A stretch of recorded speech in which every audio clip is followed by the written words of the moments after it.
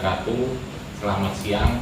Kembali kita ketemu lagi ya di pertemuan kedua ini. Sebenarnya ini adalah penguatan daripada pertemuan pertama. Karena pertemuan pertama itu suaranya banyak yang kurang jelas. Artinya juga banyak hal-hal yang tidak disampaikan dengan baik ya. Ada background, ada mobil lewat, ataupun ada suara hujan, kemudian ada bunyi klakson ya. Nah, di kesempatan pertemuan kedua ini sebenarnya sama ya judulnya dengan yang kemarin, ini sekedar mensamarikan ya, artinya merangkumkan semua cerita yang kemarin atau sharing kemarin yang sempat kami sampaikan.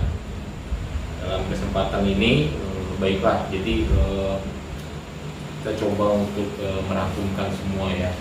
Mudah-mudahan suaranya juga lebih clear sekarang. Mudah-mudahan insyaallah. Jadi pertama-tama juga dalam kondisi yang sekarang ini kita masih dalam keadaan pandemi, kemudian juga masih dalam bulan suci Ramadan ya. Semoga kita tetap bisa beribadah dengan lancar, aman, sehat ya, tidak kurang satu apapun, dan tidak mengurangi berkah dan barokah dari Allah Subhanahu wa Ta'ala. Baiklah, jadi pertama-tama yang akan saya sampaikan adalah ada 3 poin ya, 3 poin. Jadi rangkuman kemarin itu 3 poin. Poin pertama sendiri, poin pertamanya itu adalah berkaitan dengan cuaca itu, bagaimana dengan cuaca tersebut, data-data bisa diambil dan diputuskan oleh para jenderal dari kedua belah pihak ya, dari pengambil keputusan ya. Jadi forecasting daripada data cuaca itu sendiri. Kemudian poin yang kedua itu mengenai kepemimpinan ya. Jadi kepemimpinan dua belah pihak. Nah, dalam kesempatan ini juga kita akan melihat ya komparasi antara Sekutu dan Jerman itu sendiri. Nah, yang ketiga ini adalah poin ketiga adalah faktor-faktor atau bisa disebut juga misteri ya di balik kesuksesan daripada pendaratan di Normandia atau Normandia ini, pendaratan Sekutu. Kembali lagi mungkin untuk sekilas balik kita bahwasanya pendaratan ini adalah pendaratan yang pernah dilakukan oleh Sekutu dengan armada yang luar biasa banyak. Kali sorti pertama itu sekitar 200-300 ribu orang mendarat di pantai Normandy. Baik, kita membahas dulu ya poin pertamanya ya. Jadi poin pertama itu cuaca itu sendiri ya. Jadi stasi interpretation data dari pengambilan beberapa sampel ataupun metodologi. Pertama bagian A, chapter A-nya itu dari poin pertama adalah metodologi. Jadi kalau di Sekutu itu mengambilannya sampling, kemudian beberapa teori-teori berkaitan dengan meteorologi ya. Jadi arah angin, kemungkinan tekanan kemudian tekanan angin, kemudian arus, kemudian season, jadi musim. Jadi dia melihat musim digabungkan, dibuat kayak puzzling gitu terus dirapatkan. Sebenarnya teori dan pendekatan metodologi ini sama dengan yang dimiliki Jerman, sama persisnya, persis sama. Jadi dia ambil semua data, dia ngeliat apa segala macam. Nah, itu adalah bagian dari metodologi. Jadi metodologinya sih nggak ada yang berubah, tidak ada yang berubah, sama. Kemudian cara pendekatannya juga sama antara Sekutu dan Jerman. Nah, kemudian poin 1, poin B-nya chapter B-nya itu adalah berkaitan dengan tim ya. Nah, kalau di Sekutu itu ada 3 tim. Pertemuan pertama kemarin saya sudah sebutin, pertama tim meteorologi, yang kedua itu naval British, Angkatan Laut Inggris, yang ketiga adalah Amerika. Nah, dengan 3 tim ini mereka membangun suatu kerjasama. Sebenarnya mereka bukan orang-orang yang brilian, tapi mereka membangun kerjasama yang luar biasa ya. Terus mereka itu masing-masing dari 3 tim ini juga membangun kompetisi yang sehat ya. Artinya mereka itu dengan ledakan ide. wah nggak bisa gini, nggak bisa begitu ya. Tapi mereka merupakan gabungan daripada sebuah tim ya, 3 tim jadi satu, kemudian saling mengisi, satu bilang A, satu bilang B, tetapi tetap di dalam koridor. Nah, sementara kalau di dalam tim Jerman itu cuma ada satu ya. Jadi tidak ada namanya persaingan, tidak ada balance, tidak ada yang mengingatkan, tidak ada yang istilahnya, oh nggak bisa begitu atau nggak bisa begini. Nah, disitulah perbedaannya berkaitan dengan masalah tim. Kemudian di sisi lain di sekutu sendiri juga dipimpin oleh kapten staff. Di pertemuan pertama sudah saya ceritakan kapten staff itu dipimpin timnya. Kemudian yang kedua di Jerman itu adalah Heinrich Latu. Jadi bagaimana dia mengambil sebuah keputusan, jadi 3 suara, karena 3 tim, 3 suara diambil suara bulat, kemudian oleh kapten staff itu akan dirangkumkan, kemudian membawalah kepada kepada suatu keputusan. Sementara kalau di Jerman tidak, begitu timnya memberitahu data-data tersebut, si Henry yang Latu ini ya dengan tanda kutip one man show, dia langsung menuju kepada para jenderal-jenderal Jerman. Jadi istilahnya one foot, hanya satu suara dan top down, itu adalah di pihak Jerman ya. Baik, kemudian ini tadi metodologi kita di poin 1 sudah bahas metodologi, kemudian bagaimana sekarang masalah interpretasi atau interpretation daripada data tersebut. Nah, sebenarnya kan tadi kita sudah bahas bahwasanya antara Jerman maupun sekutu itu sama. Akhirnya data yang keluar pun sama, bahwa mereka berdua antara sekutu dan Jerman itu mempunyai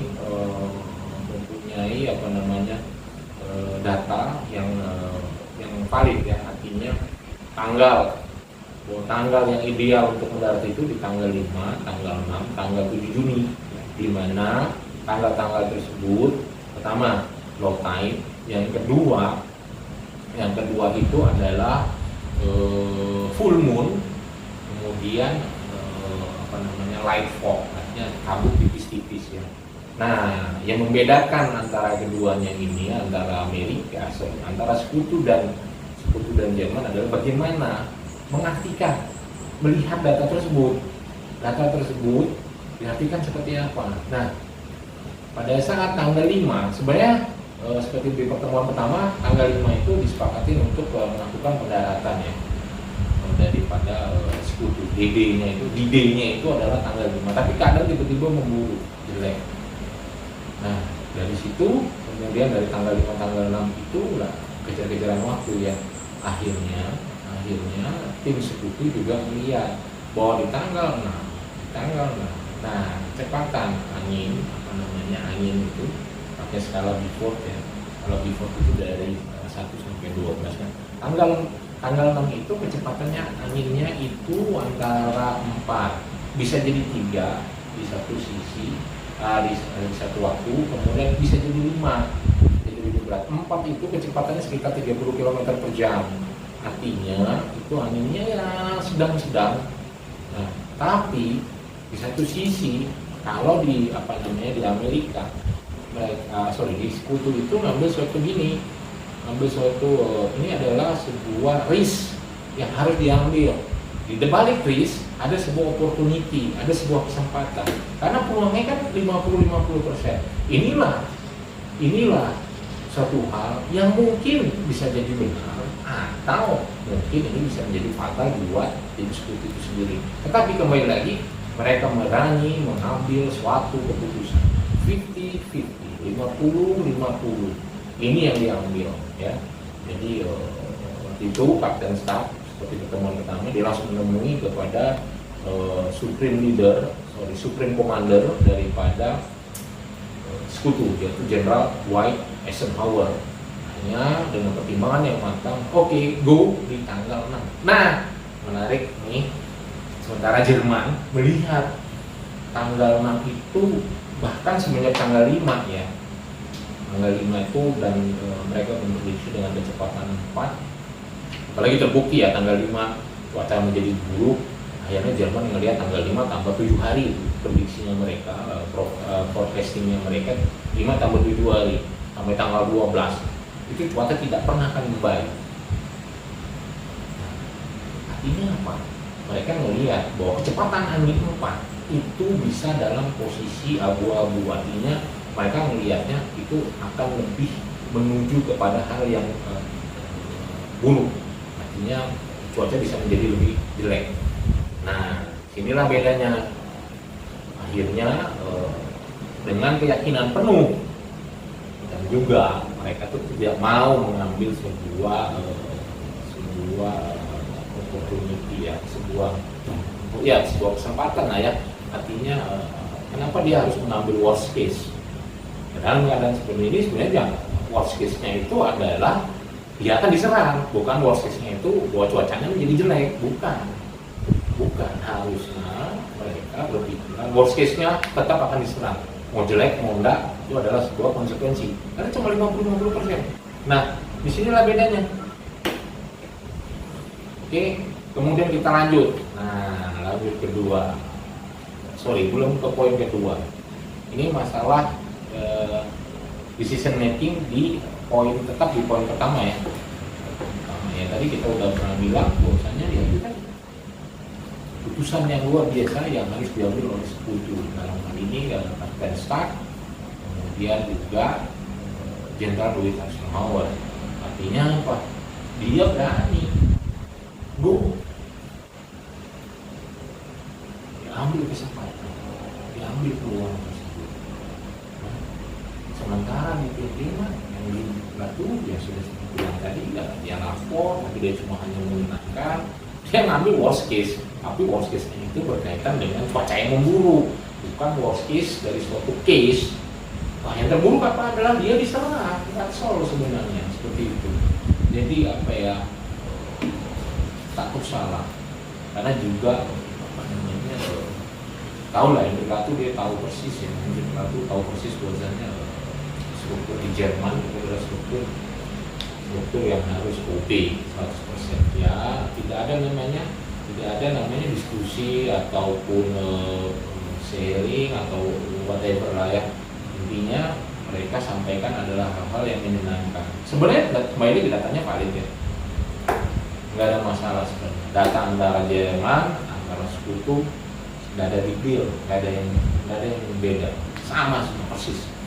Baik, kita lanjut ya.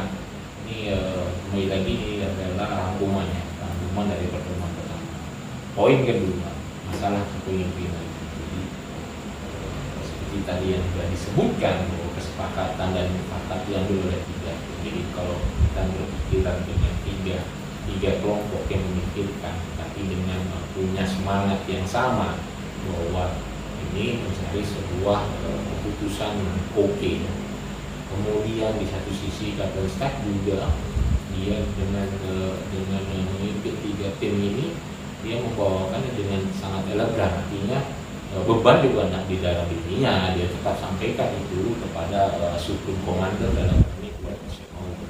Nah yang menarik di sini adalah Jenderal Dwight Eisenhower karena dia dapat mandat sebagai Supreme Commander, panglima tertinggi daripada sekutu ya, dalam operasinya sih overload ya, seperti pertemuan kemarin. Operasinya adalah operation overload keseluruhan, membebaskan Eropa daratan. Nah untuk pendaratan itu sendiri operasinya namanya Neptune, operasi Neptune. Jadi Dwight Eisenhower itu mempunyai keputusan yang membuat ini berjalan dengan lancar, on the track. Dia merasa yakin bahwasanya kepala-kepala negara di bawah sekutu itu semua setuju dengan apa yang dia putuskan, dan kembali lagi tidak ada yang mengintervensi. Jadi masalah operasi 100% dipegang oleh Dwight Eisenhower, sementara masalah politik, bagaimana politiknya, bagaimana jalan perang ini nanti seperti apa strateginya secara global itu diputuskan oleh beberapa kepala negara dari sekutu tersebut, Inggris, Amerika, Prancis. Mereka berpikir tapi untuk masalah politik. Sementara untuk operation ya tetap dua person power yang memutuskan. Oke, we must go in 6 of June, tanggal 6 1944 di dimulai. Nah, itulah tipikal dari sebuah kepemimpinan ya, kepemimpinan yang matang. Artinya matang, dia berpikir dia dapat mandat jago. Kalau ada orang yang menginterupsi dia atau mengintervensi dia, berarti dia akan siap untuk menyerahkan jabatan. Jadi apa yang dilakukan Dwight Eisenhower itu sangat luar biasa. Dia menambahkan sebuah nilai sebagai seorang pemimpin, yaitu berani mengambil risiko dan berani mengambil sebuah tanggung jawab. Sementara di Jerman udah bahas dengan panjang lebar bahwasanya ya, sistemnya adalah top down. Sebenarnya top down bisa saja kalau seandainya pada saat mengambil keputusan top down itu didiskusikan dan juga mau mendengar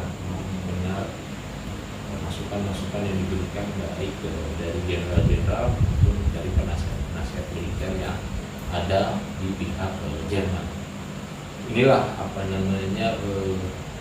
banyak hal kalau kita lihat Jerman sendiri, mereka itu percaya, yaitu textbooknya hampir kalau dipikir 98% textbook, 2% dia mengandalkan kepada kepatuhan kepada pemimpin. Bahkan ini kembali juga kepatuhan kepada pemimpin 98%, 2% mengandalkan teori. Tapi di satu sisi mereka kehilangan namanya insting keberanian seorang manusia, apalagi insting sebagai seorang prajurit, apalagi insting bagi seorang pemimpin. Nah itu semua manusia itu diberikan insting. Biasanya kita harus mempercayai itu.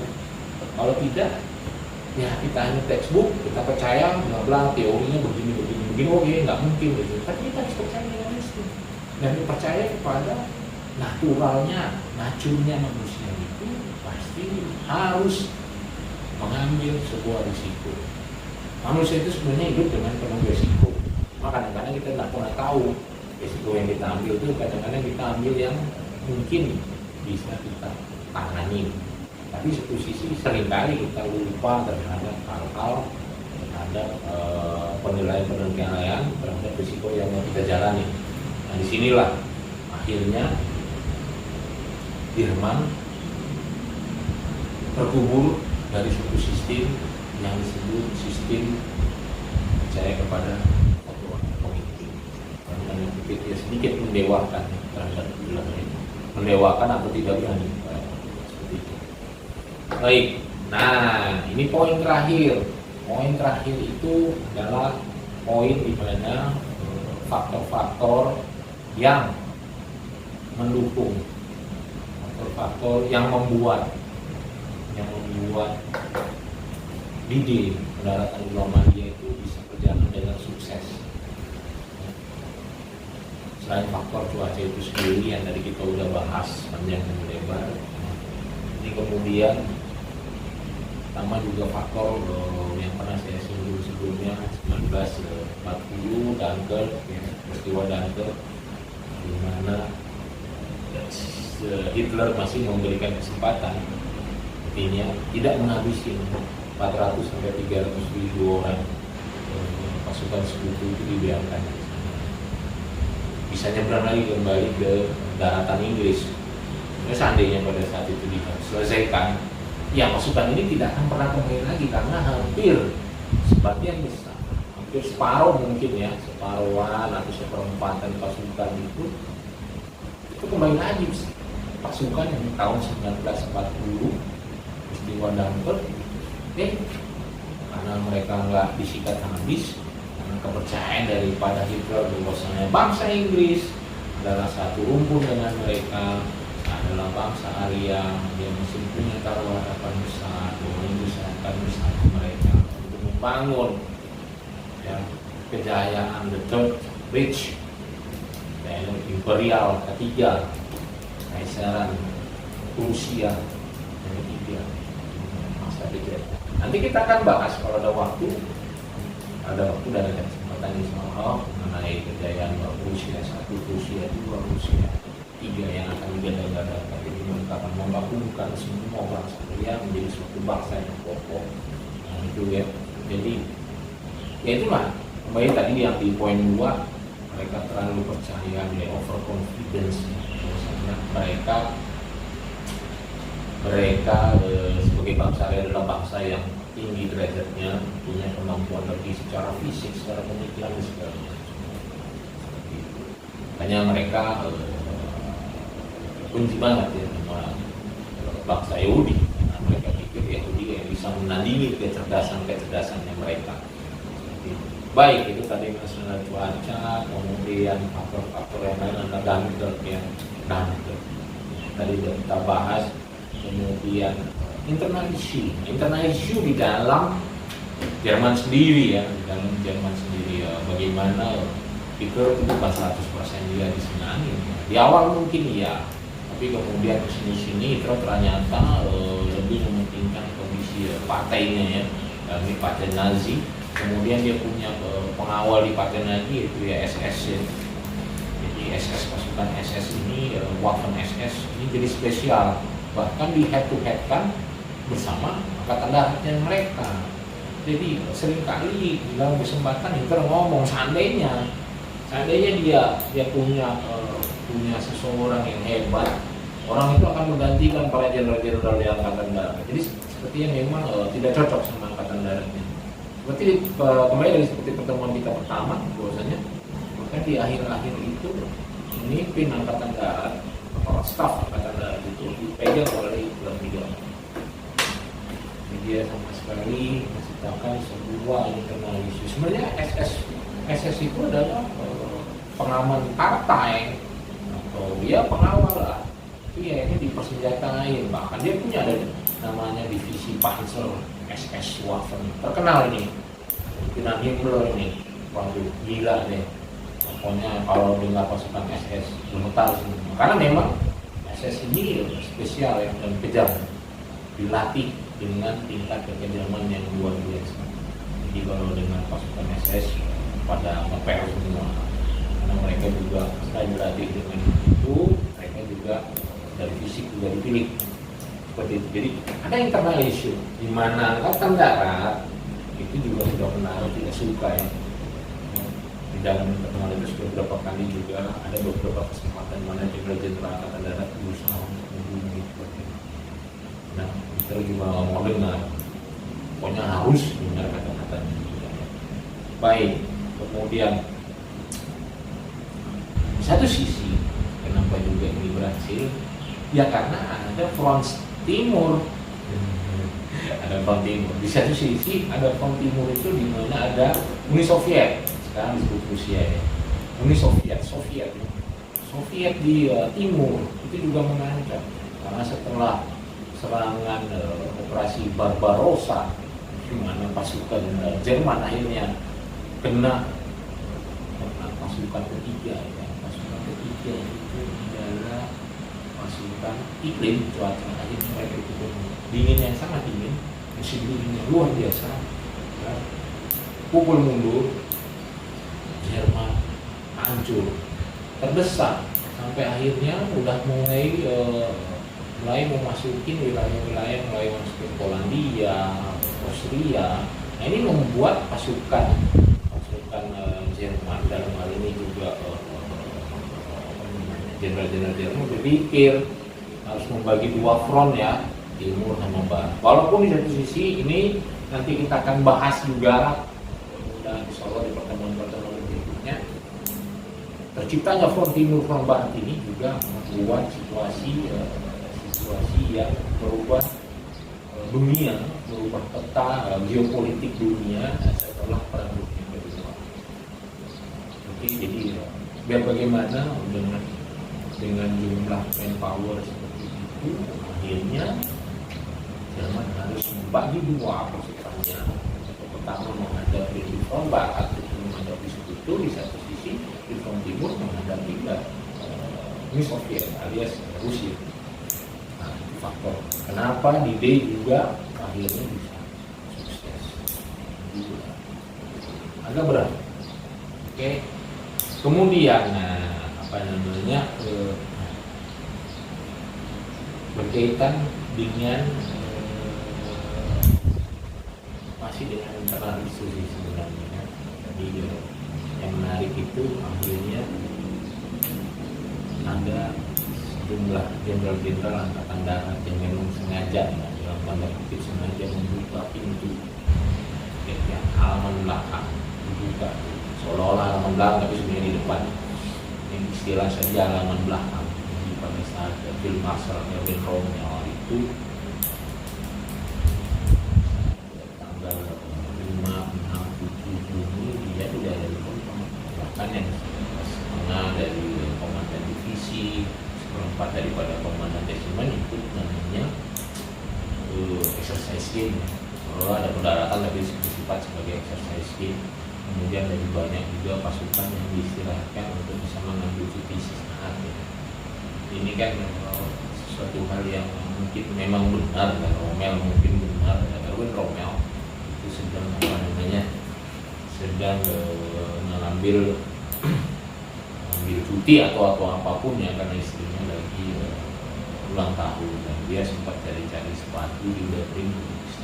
Di satu sisi selain Jenderal Field Marshal Erwin Rommel ada namanya Field Marshal juga Landstedt juga sebenarnya di daerah situ, cuma posisinya tidak di daerah sekitar Normandia. Tapi sebenarnya ini adalah sebuah teori konspirasi. Jadi memang ya kalaupun benar ya, kelihatan juga akhirnya bagaimana banyak pos-pos yang kosong sehingga dengan mudahnya pasukan sekutu bisa masuk ke pantai Normandia atau Normandia, walaupun juga dengan dilindungi korban jiwa.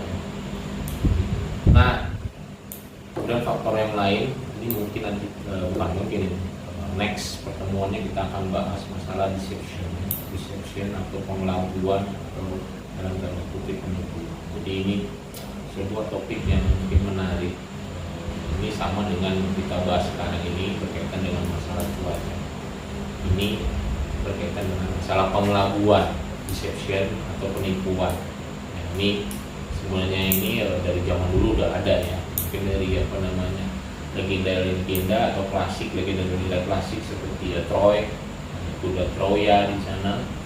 Kemudian pada saat kerajaan Yunani itu juga banyak melakukan deception. Kemudian di Perang Dunia I juga udah banyak tuh namanya mata-mata double agent, kemudian double cross, pengkhianatan itu segala macam. Nah, deception ini juga memberi andil yang sangat besar bagi kesuksesannya gitu. Ya. Mungkin kalau kita ngeliat, mungkin hanya cuaca, bisa jadi karena cuaca. Ya. Membuat penafsiran cuaca yang berbeda antara sekutu sama Jerman, membuat lenggang kangkungnya pasukan sekutu. Tapi mungkin ada hal yang lain, yaitu adalah masalah pengelabuan. Ada informasi yang di deception ya. Ada yang dibuat tertutup, dibuat pemaraman, samar-samar, dibuat sesuatu hal yang sesungguhnya itu adalah jebakan. Baik, itu yang bisa kami sampaikan. Sekali lagi saya ucapkan terima kasih sudah mendengar, sudah mungkin insya Allah bisa menikmati apa yang kami sudah sampaikan ini ya. Sengaja kami tidak menghapus ya video yang pertama, karena itu video yang istilahnya titik pembuatan awal ya. Jadi kalau lucu-lucunya di situ, mungkin yang kedua ini juga masih lucu. Tapi sekali lagi kami dari Cherry List Community itu kopi, air rival, kemudian listening dan sharing. Sebuah book ya, itu bisa memberikan manfaat, dan saya sendiri dan kami sendiri juga bisa membuat diri kami menjadi lebih lebih apa ya istilahnya ya, lebih semangat dan tentunya juga lebih produktif. Jangan sungkan, jangan ragu bila ada sebuah masukan. Silakan tulis di komen. Harapan kami apa yang bisa disampaikan itu bisa membuat kemajuan buat kami. Seperti yang saya sampaikan di pertemuan pertama, bahwasanya kami butuh masukan. Dengan ini kita bisa sharing berjalan dengan sesuai dengan nama komuniti kami, yaitu Checklist Listening dan Sharing.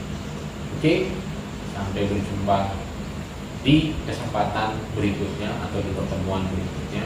Wassalamualaikum warahmatullahi wabarakatuh.